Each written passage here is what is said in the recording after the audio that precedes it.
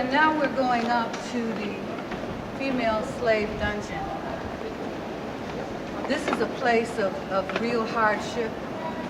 If you can imagine the sisters who had to climb these stairs, the same stairs that I just went up, if you can imagine their footfalls on these steps, the same steps, would you take this please?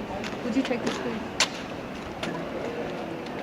They had to walk up these same steps, their feet probably barefooted on these same pavers, as they were led down in chains, bound, oftentimes drugged, into this chamber that we're about to go in.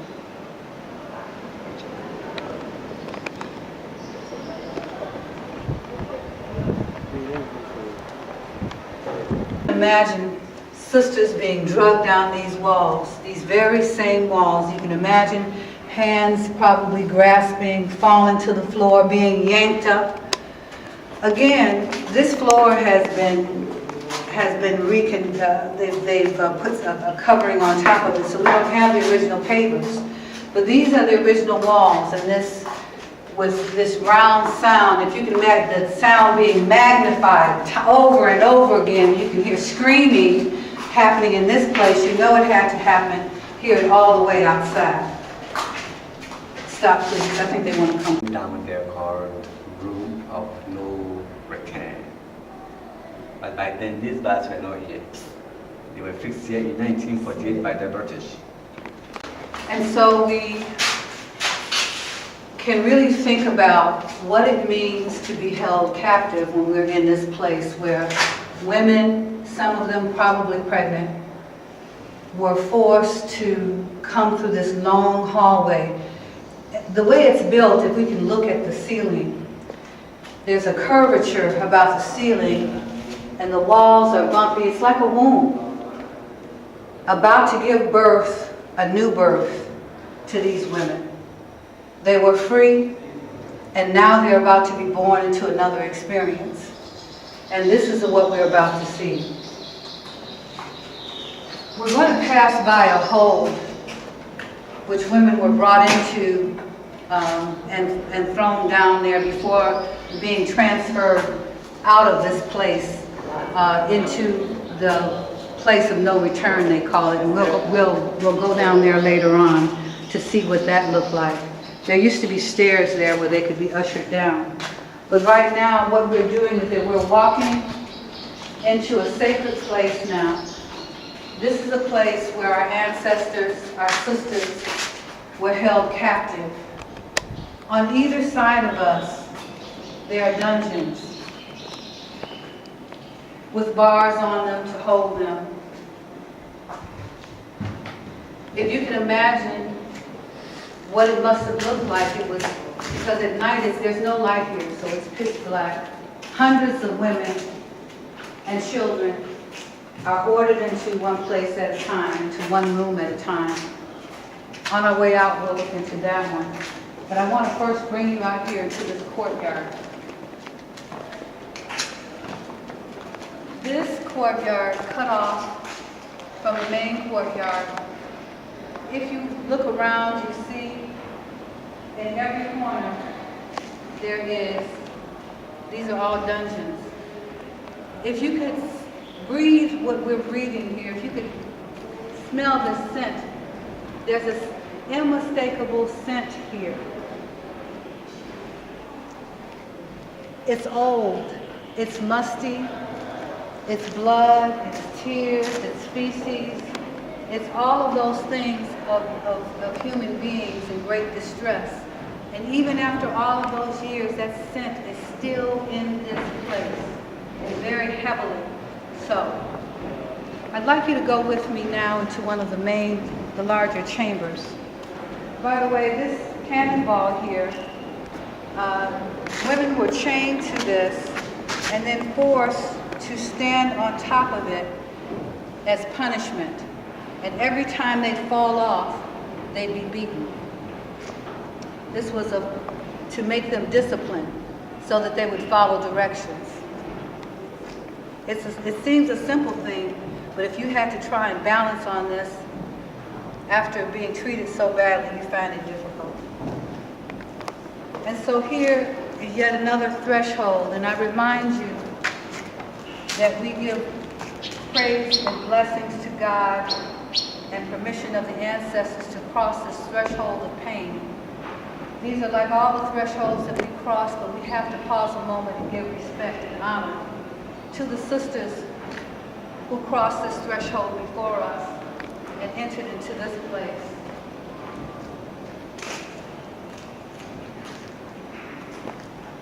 This room is very dark and dank, and there's a great amount of sorrow in this room, in these catacombs, in these colored walls. If you look down on the floor, you'll see some of the original brick that our sisters were walking and stood on. This is what they knew to be the floor here. And so their feet walked on these feet, on these floors, in their suffering. In here, as we walk around, we can imagine what it must have been like to be in a room like this, packed with hundreds of women, food just being thrown at you, water every now and then, just enough to keep you alive because you're worth money. This is not where you got fattened up, really. This is where you thought you were going to die, but you kept living in spite of the fact you felt like dying. And sometimes women were kept in holes like this for months before they were moved out. We're going to go on to some of the other rooms.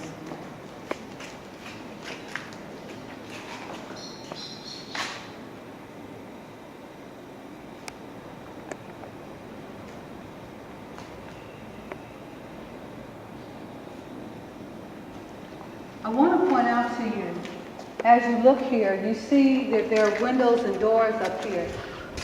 This is where the governor, this is the governor's perch. We're going to go up to his bedroom shortly. This is where the governor would come and stand and listen to the women and choose even.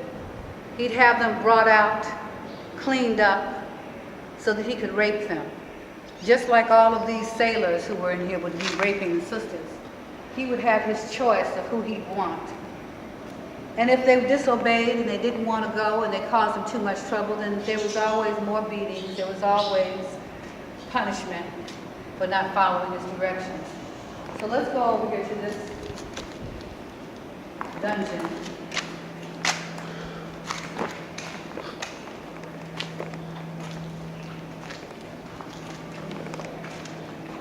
The scent is so strong coming out of this room.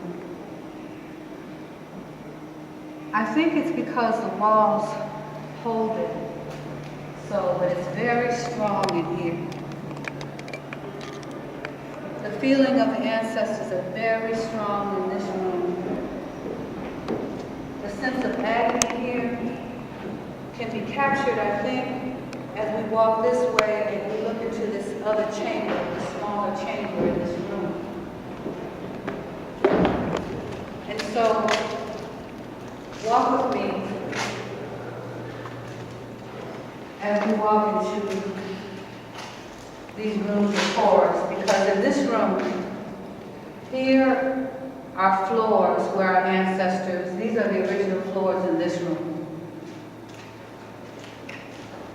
And again, we honor ancestors by crossing this threshold into this very, very sacred place of deep sadness.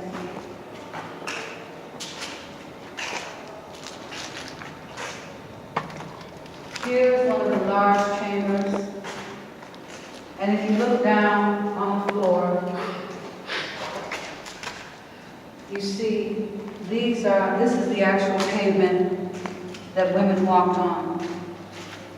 There is so much, the smell of blood and everything else, of feces, I'm told, and bodily fluids of every type. Blood. So much blood. If you look into the walls here, you'll see there are holes where the posts used to be for chains, where they used to tie people up and hold them. So if you were disobedient, disrespectful, if you didn't want to follow directions, and all of that has been removed, sadly, so that you can't see what was here. But to get an understanding of what this place must have been like, you can look at the walls. I think the walls themselves, while they're turned with age and everything, you can get a sense of the pain. I think that they are sort of marked in ways that show the history of pain in this place. Some people would just say the weather, but it's more than the weather that impacted these walls. They seem to hold the truth of the story of slavery, the story of oppression, the story of rape, outrage, rebellion, and pain. We'll move on as we go through here.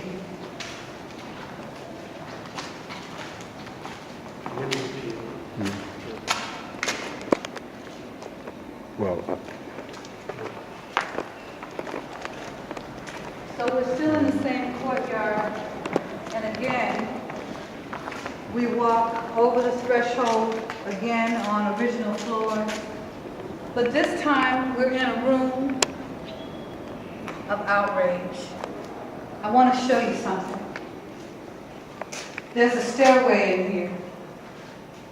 Women were held in here, but they were also sorted in here and then taken up these stairs. These stairs lead up to the governor's rooms. He would pick sisters who he wanted to rape. And as you see, there was no getting out here. This prevented you from leaving. And they would be taken up these stairs to his rooms. And there he would do whatever he wanted to do with them. If they behaved themselves and acted in the way that he wanted them to, then he, no, I heard these are, unless they did something else, they were weak. We're going to go another way. It's an understanding that some women, if they did well, then he would allow them to stay up there for a few months at a time until they became pregnant. And then they had another place they would send them, depending on what time the ships came and went. But this was his secret. Well, it was an open secret. Everybody knew it was here.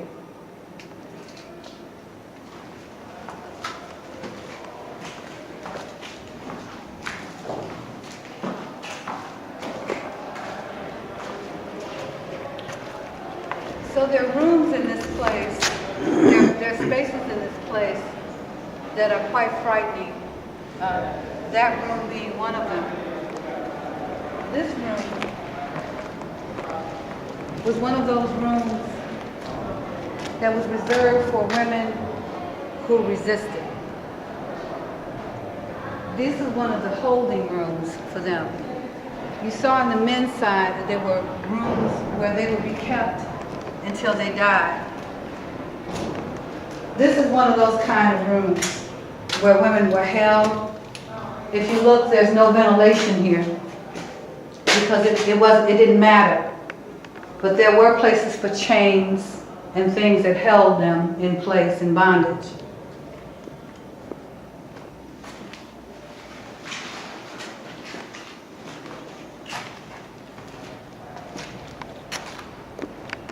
Okay, you can turn it off now. The governor's rooms. This is the front entrance, so that we can go see where the sisters were being taken. Stairway to the governor's private rooms, to his bedroom and to his living space. Please look at these stairs because women were brought this way too. This is another door of no return in a way of speaking.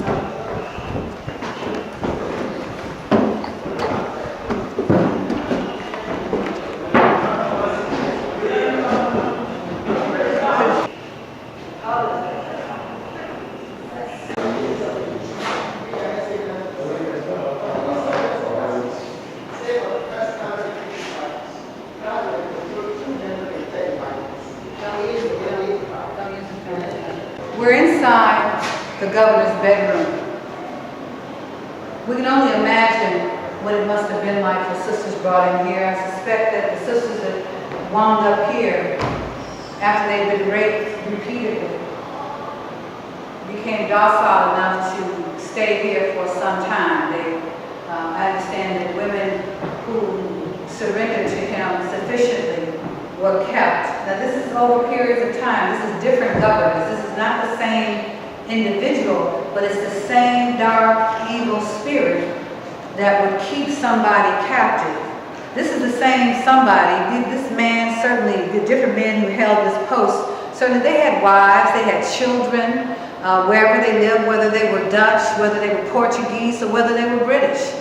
They had families. Yet when they got here, they took on this persona where they believed that they were God. So much so they believed that they had the right to rape women. Now understand, in this room, this is just feet away from and below of actual dungeons where you can hear cries and screaming and hurt and wailing. And he listened to this. This became his bedtime, nighttime lullaby, as it were.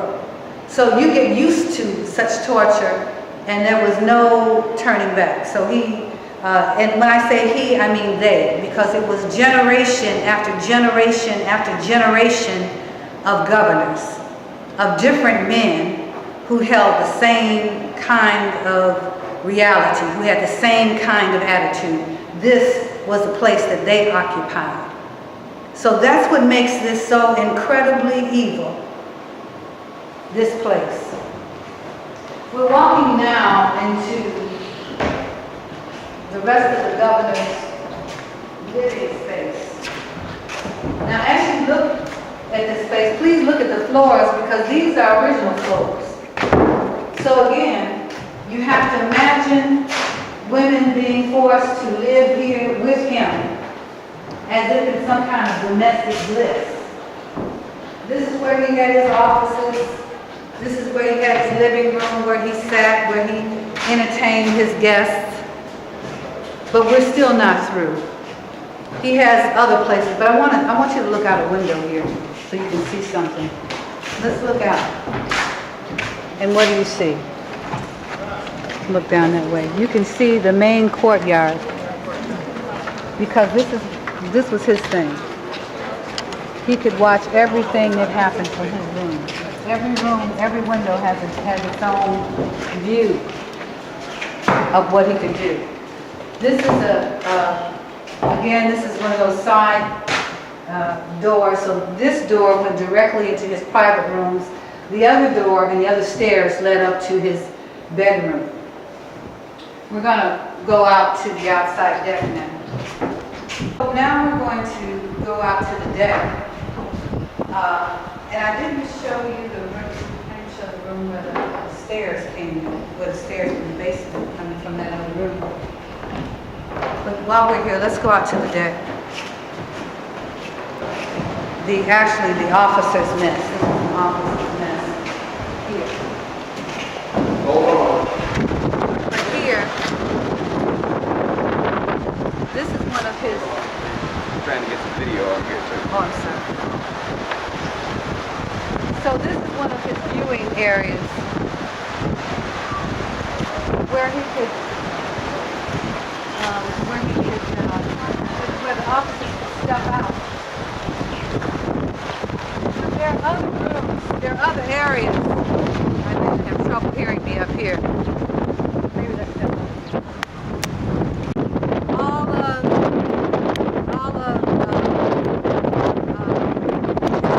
what is now called Elmina. But while we're here, just look over to your, right over this way to your left. And what you see is an open field. That used to be the original village of Elmina until the British came and used these cannons to blow the area up and make the villagers move back. That's why there's nothing in this space. After they blew it up, they put a fence around it for security to keep the villagers out because the villagers there had been insurrections. Yeah, there were uprisings. Africans did rebel, but we don't hear those stories often enough.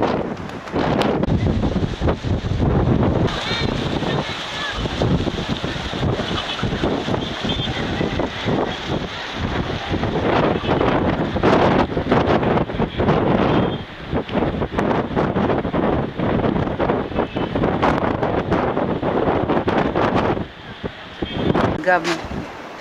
And again, he can see, this is one of the viewing porches of the government. Now you have to imagine, as you're looking past over this church of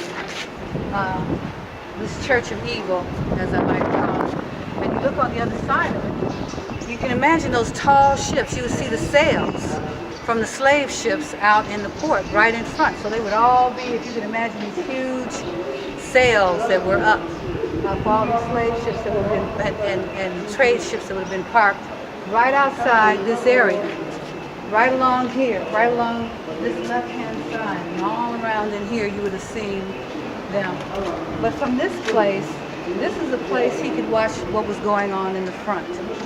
Remember, the women are tucked away in the back for their own kind of brutalization, but up here you had the men screaming and wailing and crying and being beaten and mistreated and dying.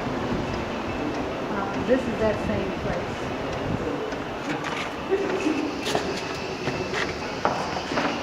This is the walkway where soldiers would keep their vigilant watches. You have to understand they're watching out for to see what's going on out here. This is where your ships are coming in.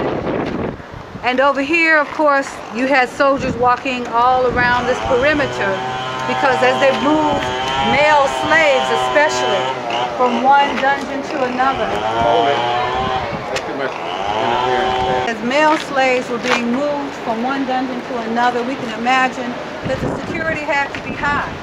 So if you can imagine soldiers positioned right up here, they could control any situation, because where could they go really? The only door out would have been here. There are two doors down there which are bolted. If you look down at the end, all the way toward the end, you see that they're both on either side of the church. They're bolted doors. And so they'd just be killed. There was no way out. There was only one way out. One way out. And we'll see later what that one way was. These are the stairs where women were brought up to the governor's. Hold on. What's this? It's called through the staircase and speak. Those one Close the position. Right. So this is where they brought the women up for the governor's pleasure. And so we need to, again, remember this place and this spot. This is one of the, again, just imagining women being forced up here and trained by the governor, whichever generation of governor it was. Thank you, brother. Thank you. Thank you,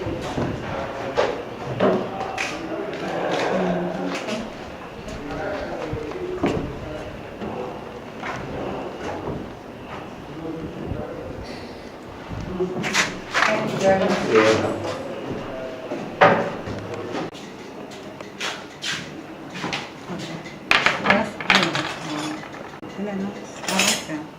You're all the same, right? Yeah. So this is me and my boo at Elmina Castle, and he didn't want to go. June 2010, Cape Coast, Ghana, West Africa.